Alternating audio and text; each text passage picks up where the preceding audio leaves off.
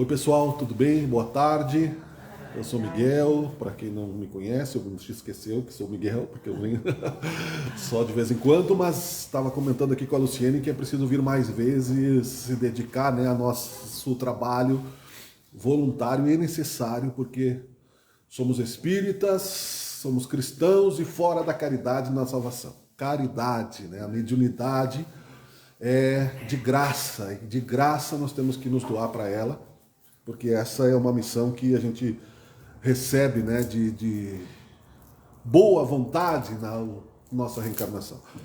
Então, já convidando para que a gente feche os olhos, vamos rezar juntos, né, ao nosso Deus Criador, ao nosso Pai, para que Ele nos ajude a atravessarmos a transição planetária de forma consciente, como a fé que Jesus pediu aos apóstolos na tempestade, quando eles apavorados no fundo do barco, inseguros que estavam, tiveram um pouco de medo e desconfiança da força e do vigor de Jesus, que mandou acalmar os ventos simplesmente com a sua palavra.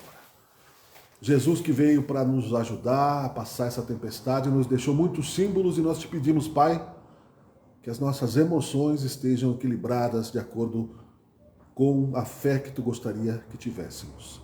Esteja conosco, seja feita a tua vontade, que assim seja. Eu escolhi para falar sobre o significado da fé por uma questão de palavras, né? Por uma questão de colocarmos as palavras de acordo com o nosso comportamento, o nosso dia a dia, né? Isso, sendo a doutrina espírita uma filosofia, como toda religião tem a sua filosofia, filosofia, ciência, né, e religião, o espiritismo, e uma prática da filosofia já desde os tempos de Sócrates, e está também no Evangelho, está no Livro dos Espíritos, está na obra de Allan Kardec, acordar o que são os termos, as palavras, porque o que é fé para uma pessoa, o significado disso para outra pode não ser a mesma. Porque ela tem cultura diferente, porque ela tem visões diferentes, porque ela tem experiências diferentes, porque aqui, como somos espíritas, ela tem reencarnações diferentes. Então nós temos que simplificar, né, o diálogo espírita, e não é um debate, porque não há confronto com ninguém no espiritismo, não está confrontando o materialismo. O espiritismo não está confrontando outras religiões. O espiritismo não está querendo impor a reencarnação e a crença e a fé a outras pessoas, senão aquelas que vêm até o espiritismo e buscam um consolo, porque Jesus assim disse, eu sou o caminho, a verdade e a vida, aqueles que vierem a mim, né, terão consolo, o meu fardo é leve, o meu jugo é suave. E a fé raciocinada também está no Evangelho, falando sobre essa questão, porque nós muitas vezes achamos que temos o suficiente para que as energias morais nos levem até o final da existência física, sofrendo como um bom cristão. Mas isso nem sempre acontece. O bom cristão é aquele que ri quando não é reconhecido, quando São Francisco, que voltou do Oriente após ir tentado acalmar uma guerra inquisitória no Império Turco, e o mosteiro que ele mesmo construiu não o reconheceu, porque ele chegou de madrugada e construiu um mosteiro para atender os mendigos e os pobres, e ele, que era o São Francisco com esta visão, né, não foi reconhecido e fecharam a porta porque não tinha lugar de madrugada para novas pessoas. E ele riu. Riu por humildade, porque qualquer um de nós ficaria furioso com, né, já nascente visão franciscana de humildade e de desapego, ver como somos facilmente adaptáveis à distorção da fé. Porque nós facilmente pegamos aquilo que nos convém e colocamos isso, né, diante das nossas dificuldades, achando sempre que podemos negociar algum nível de angústia com Deus, ou de acontecimentos.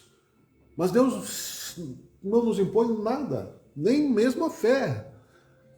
Então não adianta pedir Senhor, Senhor, disse Jesus Cristo, né? Senhor, Senhor, porque aqueles que dizem Senhor, Senhor, desesperadamente e da boca para fora, não sentiram ainda a profundidade de uma fé como a de São Paulo. Eu gosto sempre de repetir, porque para mim é também um dos fenômenos mais importantes de transformação espiritual que nós podemos nos espelhar um dia, não agora, né? Porque já era um espírito amadurecido para isso, já tinha vontade suficiente para fazer uma conversão mais profunda, o que não tem como nós compararmos com a nossa vida, mas que sim fez o caminho de volta no cristianismo, de perseguidor e de assassino para um cristão importante, teórico, prático, explicando bastante positivamente sobre o significado de uma fé igual àqueles que também na arena romana entregavam seus corpos carnais aos leões vorazes e aos soldados sanguinários e a sanha do povo que queria pão e circo, né, para agradar as corrupções dos romanos que enganavam, né, evidentemente, o povo para poder expandir o império de riquezas materiais, sendo que Jesus mesmo disse, não tendes medo daqueles que matam o corpo, porque veio numa era extremamente violenta que não mudou tanto assim. Ainda estamos, mesmo que com algum disfarce de Estado, de proteção, de segurança pública, à mercê da grande violência que faz parte da nossa humanidade. E só para citar isso, né, nós temos cerca de 8 bilhões de pessoas no planeta e mais de 50% disso, muito mais, 70% são pessoas que passam fome, que vivem em condições de pobreza. Não tem violência maior que isso. E essa violência, né, de distribuição de renda não está associada à caridade, ao amor. E se não tivermos fé, achamos mesmo que o planeta não tem saída e que Deus largou a deriva a nossa nave terrena no espaço, no universo. Mas ficando ainda na fé interior, que quando Jesus disse exatamente que aqueles que matam o corpo não podem atingir o espírito, mas o que mata o espírito é a nossa vaidade, a nossa intelectualidade que distorce o significado da verdade, a pressa que está, né, também citada nos evangelhos e também no Velho Testamento, porque Deus não tem pressa para a nossa conversão, para a nossa transformação. Ele quer é que nós aprendamos com a convicção de quem se entrega sem temer ao Deus Criador que está em nós, aquilo que está fora de nós, porque não irá nos atingir nada que seja de dor, de sofrimento, aparentemente insuportável, quando entendemos que tudo passa para o melhor. Entendemos que estamos numa escola bastante rígida e que nesse momento de transição planetária e de pressa real, né? Não tinha TikTok na época do Velho Testamento, para não falar de pressa, porque hoje tudo é 30 segundos, não é? Na música, na literatura, ou tudo é superficialidade, tudo é imediatismo. Então quem tem esperança de um mundo melhor, quem tem fé de um mundo melhor, muitas vezes acha que no Espiritismo existe comodismo e não conformidade, e não resignação. Então é diferente. Comodismo é não fazer nada. E a gente não pode realmente, né, dirigir um planeta, nós, que está rodando em torno do Sol no universo. Não temos esse poder, mas temos o poder de fazer a nossa transformação interior, que já vai transformar o nosso interior, vai começar a agir no nosso corpo físico, vai começar a agir no nosso quarto, na nossa cozinha, na nossa sala, vai começar a agir com as pessoas com quem eu me relaciono. Claro que a gente vai errar, mas vai começar a agir. Você vai começar a fazer o moinho girar, e detalhes pequenos de coisas boas que a gente comece a emanar. O tom de voz, tenho feito essa experiência, buscando o esforço da paciência, como muda na relação com as pessoas. E eu falo isso porque eu estou completando 20 anos de casado, o ano que vem, esse ano são 19. E às vezes, né, na pressa você responde mal, mas com uma intenção boa, só que a pessoa não vai entender a intenção, ela vai entender o tom do verbo, alto, baixo. Então, às vezes, é preciso baixar um pouquinho mais, falar um pouquinho mais calmamente, ter um pouquinho mais de paciência. A pessoa, muitas vezes, você já repetiu 4, 5 vezes a mesma coisa, às vezes a outra pessoa não está nem ouvindo, às vezes a pessoa não dá atenção por causa de outras coisas, e você está envolvido numa rede de relacionamentos. Isso serve não só para o casamento, mas para tudo, né? A nossa impaciência vai ficando para trás. Nós achamos que nada que a paciência constrói tem vigor. Nada que a paciência coloca na realidade dos nossos dias tem utilidade, sendo que nós vemos passar por atropelo, né? O soldado romano que passa com a biga por cima do povo, né? Ou o carro de luxo que passa, né, sem olhar para os lados, a fome que cai, né? E por isso Jesus falava sobre os pobres, sobre os aflitos, né? Deixai vir a mim, né? Porque ele dizia sempre que haveria consolo para isso. Mas não sem choro e ranger de dentes devido à nossa teimosia espiritual em insistirmos em andar para trás. Porque quem não anda para frente anda para trás. O universo, ele não para. A vida é movimento. O espírito pode estacionar séculos. Séculos na ação negativa, que eu acho que não é o nosso caso, felizmente, mas já foi, podemos ter certeza, porque nós subordinados à lei da semeadura, causa e efeito, estamos, então, com o apontamento no Evangelho de que as causas anteriores das aflições explicam o sofrimento que nós não encontramos nessa vida. Mas para isso eu preciso raciocinar sobre essa questão e não aceitar cegamente. Eu preciso pensar a lógica de que está nas causas anteriores da aflição a reencarnação. Eu preciso entender que São Paulo já falava do corpo incorruptível, que é o perispírito que Allan Kardec colocou, e que este corpo imperecível é o verdadeiro corpo. Ele enxergava, ele conseguiu intuir isso e nos trouxe, portanto, a visão de que a vida após o corpo de carne continua e continua exatamente de acordo com aquilo que nós já conquistamos, a vibração que nós estamos, cada um segundo suas obras, cada um segundo o seu merecimento e acréscimos de misericórdia de Deus e assim por diante. Mas eu vendo, né, a necessidade que o mundo vive de aplacar as suas angústias através não apenas da crítica, porque a crítica constrói pouco se não apresenta uma solução, amigos, conhecidos, parentes, buscando em outras religiões, buscando negar, né, a existência de Deus, porque não vem solução imediata, e outros, né, no conforto, talvez, das lutas que tiveram, do merecimento material que conquistaram, achando que não precisam de fé. Porque a fé só serve, né, a esperança só serve para quem precisa de consolo. Né? É óbvio, mas as pessoas não pensam isso. Eu não preciso de consolo. Eu me fecho no meu imediatismo, esperando a morte chegar, como dizia o Raul Seixas, né? E independente, né, do que aconteça, tudo vai acabar no nada, e a impunidade fica consagrada, inclusive, nesse sentido, né? Alimento a corrupção, alimento, né, o materialismo, alimenta o planeta cheio de problemas de maldade, de pessoas que não sabem o que fazem, como disse Jesus, prejudicando o semelhante, prejudicando o próximo de todas as formas possíveis, sendo que a lei universal de amor e de felicidade é fazer ao próximo o que dele nós gostaríamos de receber. E como diz o Dr. Paulo Fructuoso, sem perdão não tem evolução. Primeira coisa, porque se você não perdoa, você não se livra, né, da conveniência da desforra. E a oportunidade da desforra sempre chega. E aí a desforra acaba gerando um novo ciclo de violência. E a violência, em todos os sentidos, acaba sendo um ciclo vicioso que nos causa dores e sofrimentos constantes, que nós perdemos, então, a graça e o prazer de viver.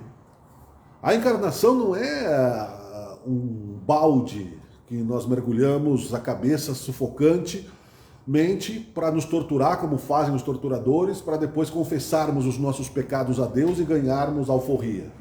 Isso é escravidão cruel.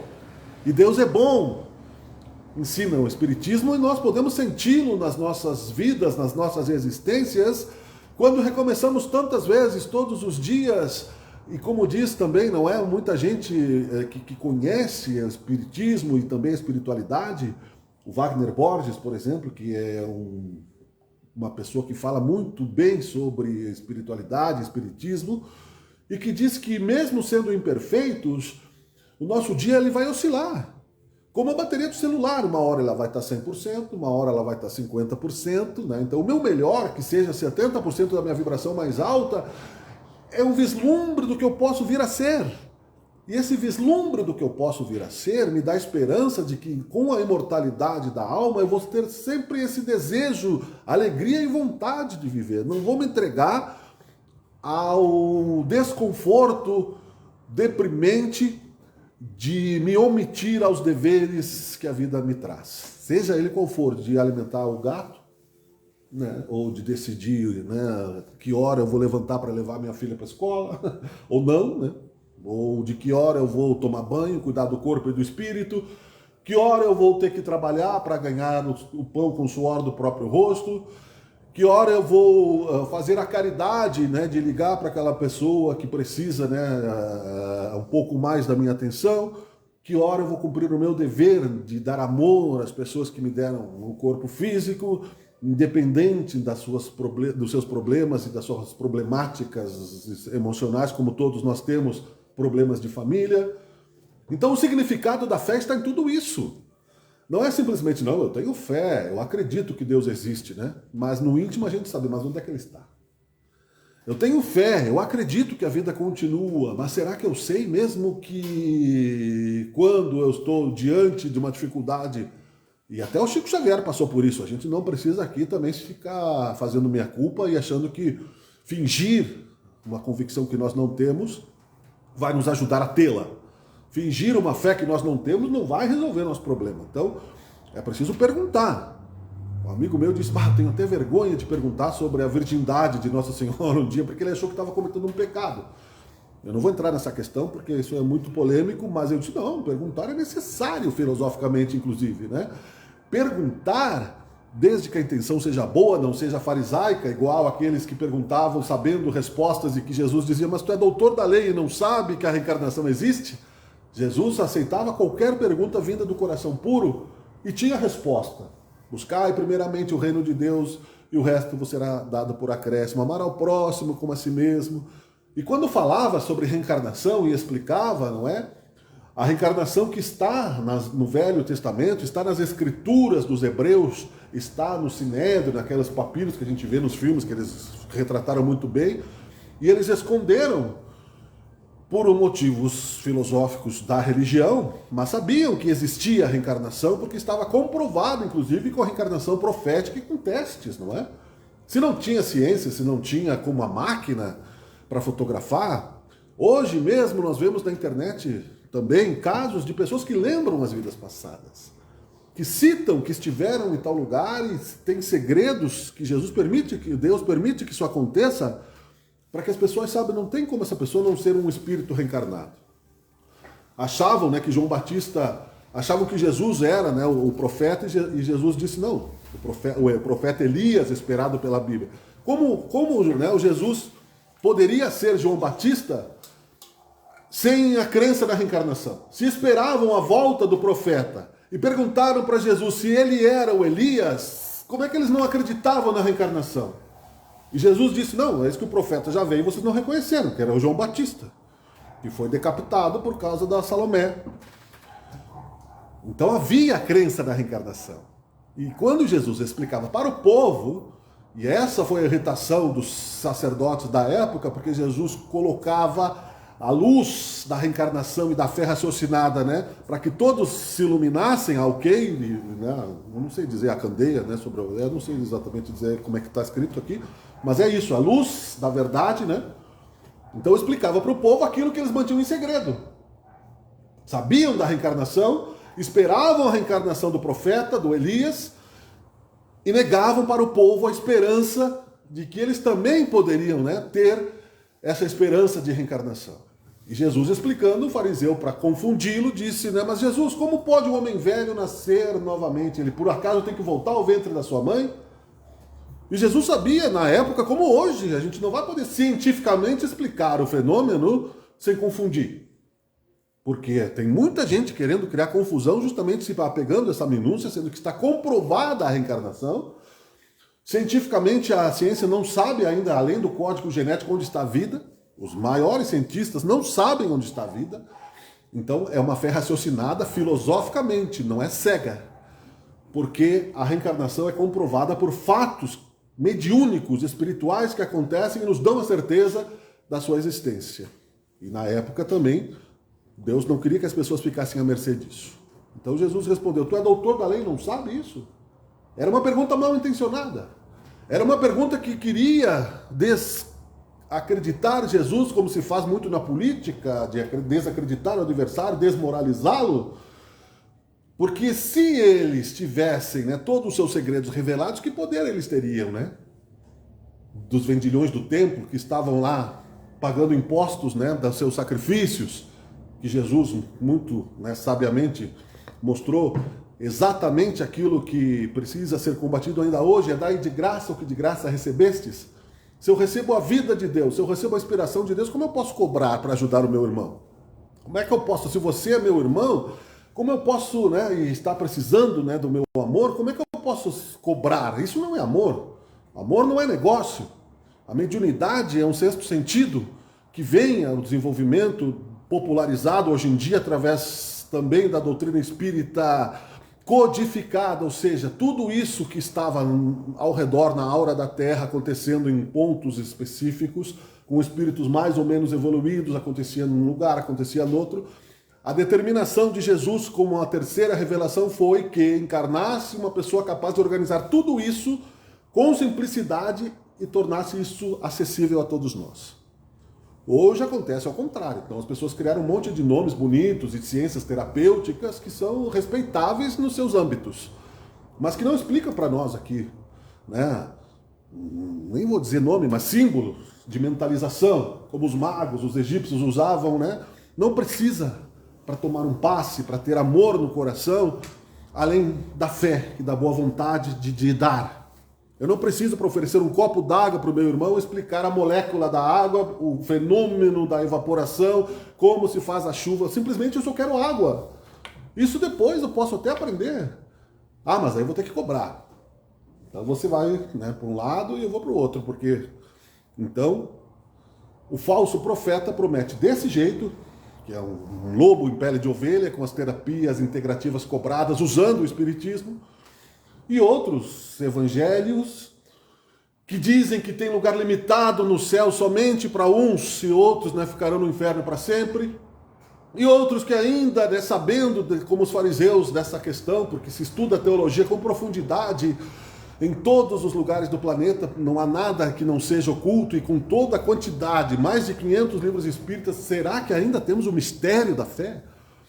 Será que ainda uma outra religião seria privilegiada por Deus para receber o benefício, né, da certeza de que esse mundo que nós vivemos aqui é uma pálida réplica do mundo espiritual, que tem instituições, que nós vamos ter a nossa casa, que nós vamos ter o hospital, que nós vamos ter a caridade infinita, porque os anjos de luz, que são muito maiores do que nós, que são colaboradores de Deus e são coordenados por Jesus, que foi a luz do mundo e é a luz do mundo, vão nos buscar um inferno mais profundo, num umbral mais profundo. Allan Kardec também desmistificou as penas eternas no livro Céu e o Inferno, que aqui está, inclusive, né? Quem quiser lê-lo e estudá-lo, ele tem 150 anos, mas ele está muito bem atualizado. Não existe penas eternas. Se Jesus falou, nenhuma ovelha se perderá, como depois de 300 anos eu vou aceitar sendo um cristão e colocar, né, que alguns vão para o inferno e lá ficarão, né, indeterminadamente?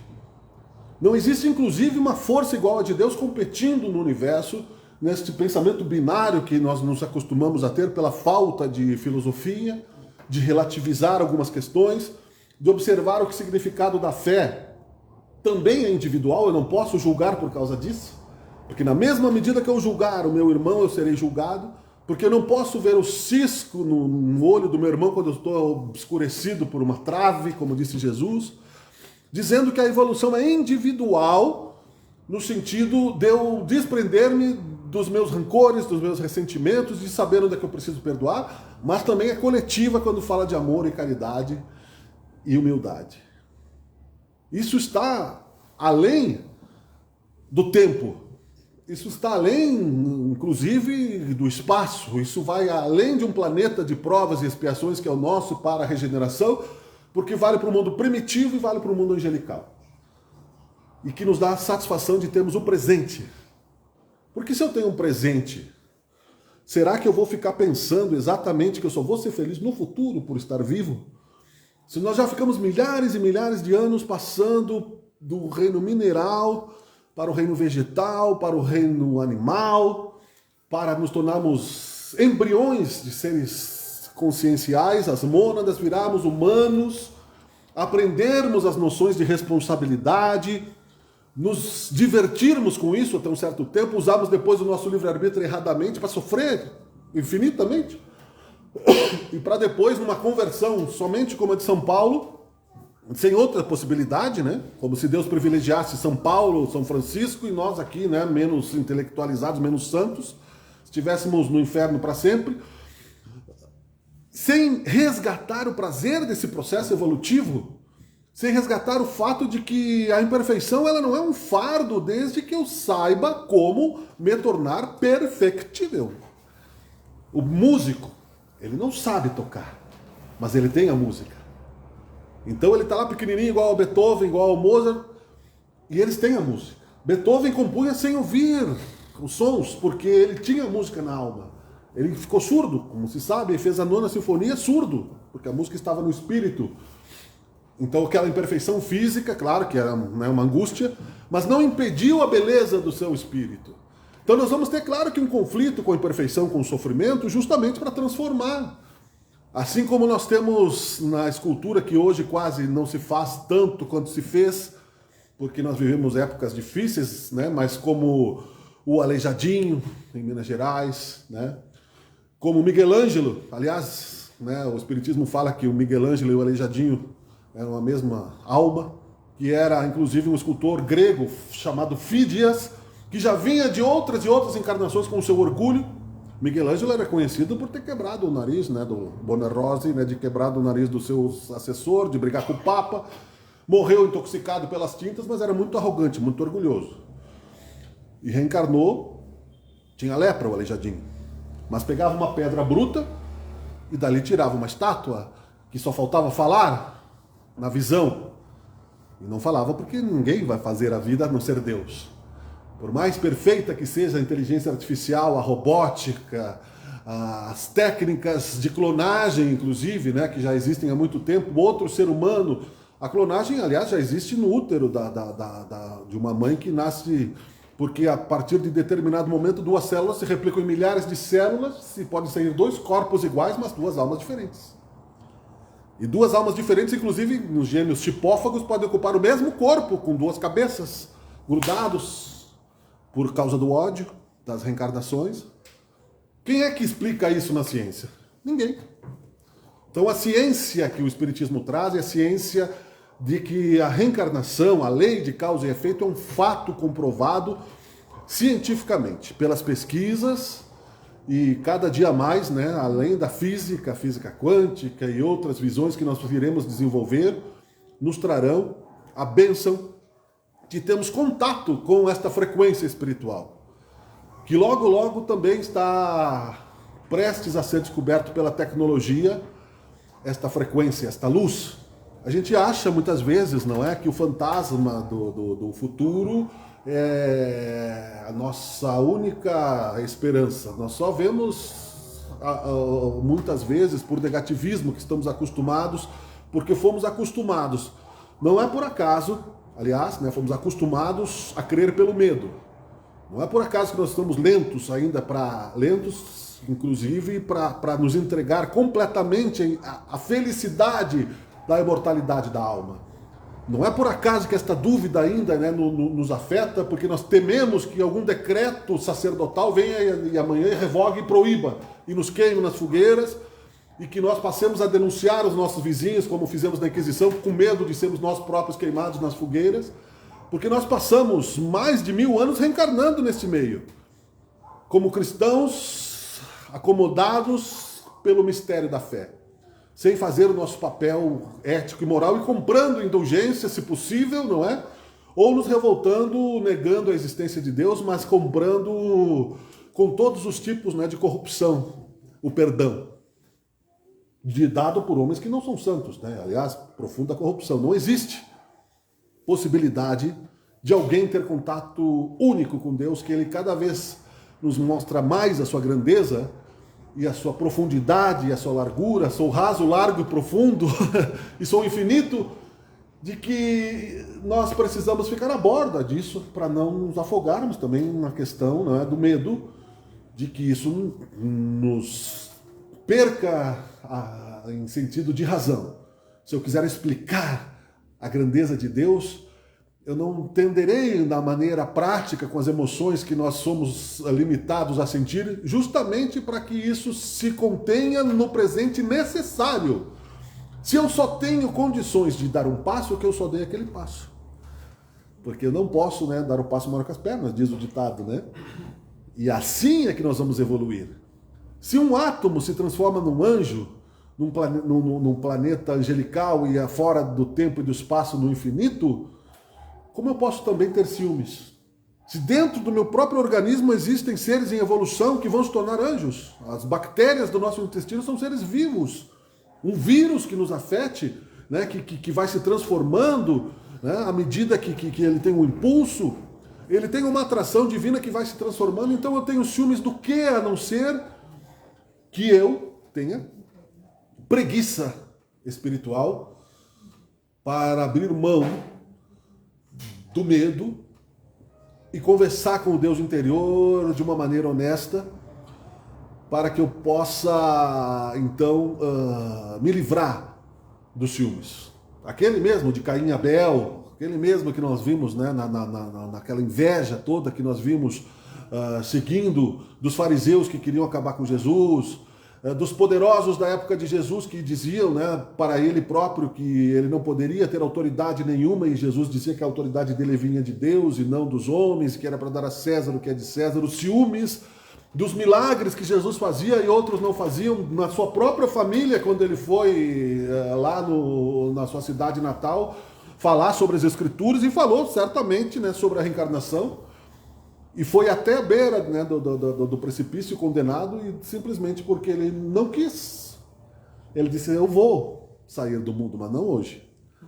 E todo mundo ficou paralisado. Por que não empurraram ele naquele momento? Se ele foi apedrejado, se ele foi preso e não reagiu?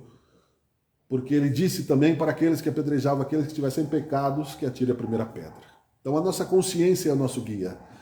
A consciência infinita de Deus está na pedra, está na planta, está no anjo, e transitoriamente está em nós, porque nós vamos evoluir infinitamente, sempre, com mais ou menos necessidade de velocidade, de acordo com a nossa vontade, de acordo com o nosso desejo, mas para evoluir é preciso ter fé, de que podemos nos transformar para melhor quando queremos, renunciando aquilo que é ruim em nós e recomeçando com ferro e fogo, se necessário, mas na certeza de que nenhuma ovelha se perderá.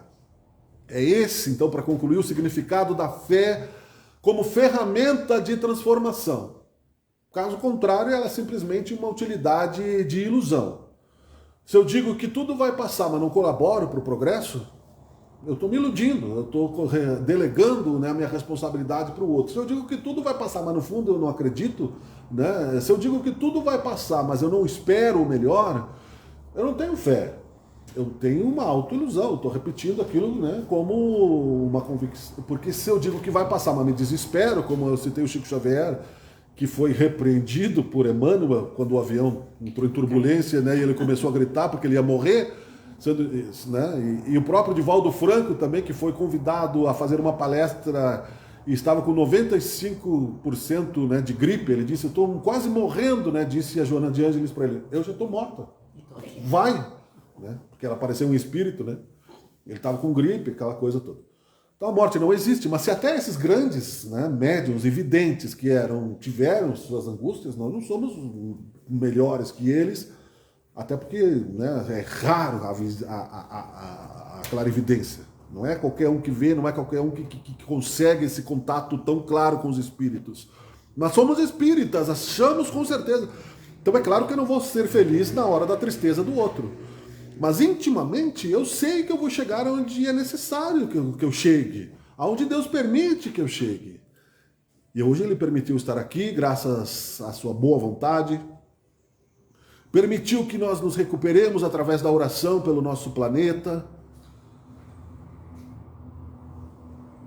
Que nós pudéssemos doar um pouquinho que seja do nosso fluido, do nosso ectoplasma, das nossas intenções aos nossos irmãos necessitados, e que nós pudéssemos juntos melhorar um pouquinho da nossa fé.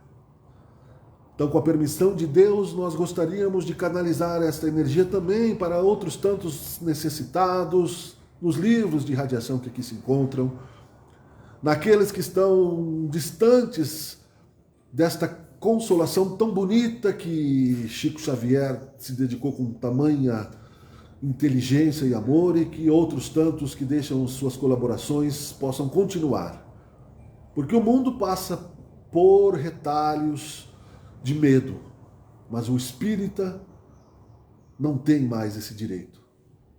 Sim, de amplificar a fé. E por isso te pedimos, Senhor, que a nossa fé seja exemplificada pela humildade de Jesus, ao qual nós gostaríamos de nos aproximar mais e melhor a cada dia que passa. Que seja feita a tua vontade e que assim seja.